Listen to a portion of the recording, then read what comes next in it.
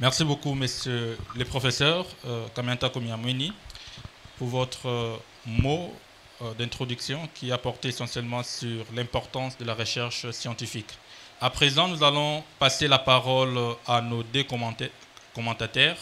Les premiers commentateurs, c'est le professeur Vincent Ngongandinga, qui va nous parler de la consistance de la teneur de la revue Congo Challenge Science. Et le deuxième, c'est le professeur Kabouya Kalala, qui va nous présenter un aperçu des articles publiés dans les volumes 1 de la revue Congo Challenge. Professeur Vincent Ngonga, vous avez la parole pour 5 minutes. Excellences, Messieurs les Premiers ministres honoraires et honorables sénateurs, Messieurs les recteurs de l'Université de Kinshasa, Messieurs les doyens de la Faculté des sciences économiques, Messieurs les professeurs et chers collègues, Mesdames et Messieurs distingués invités, chers étudiants, la science ne se lègue pas, mais elle se conquiert. Ma présentation porte sur le passage en revue de la revue Congo Challenge et cette présentation est articulée comme suit.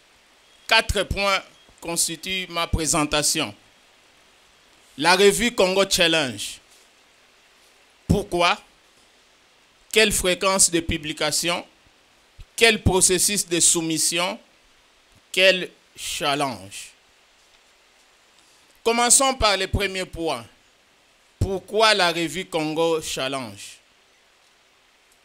Je pourrais trouver la réponse à une phrase de Jean-Jacques Servan-Schreiber qui disait ce qui suit, je cite, « Dans les sociétés comme pour les hommes, il n'y a pas de progrès sans défi. Le challenge, c'est un défi. » La revue Congo Challenge a l'ambition d'offrir à la communauté scientifique congolaise et particulièrement aux théoriciens et praticiens de l'économie une plateforme de réflexion répondant aux exigences et normes internationales. Quelle est la fréquence de publication de la revue Congo Challenge? La revue Congo Challenge publie 2 volumes chaque année. En janvier et juillet de chaque année. Et puis la revue est gérée et publiée par Congo Challenge Science.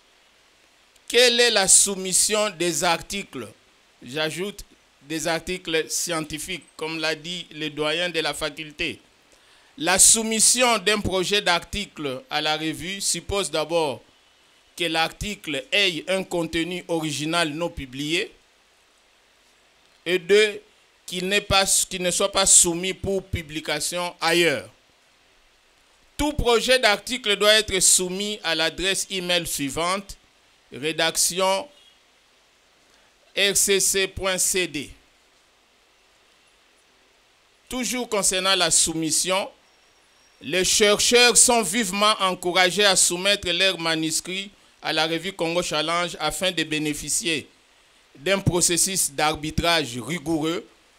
Donc chaque projet d'article passe d'abord par une lecture préalable qui sera faite par des professeurs qui seront recrutés à travers le monde, mais aussi d'une visibilité nationale et internationale.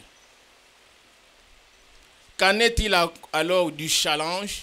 Le challenge, comme je l'ai dit, c'est les défis.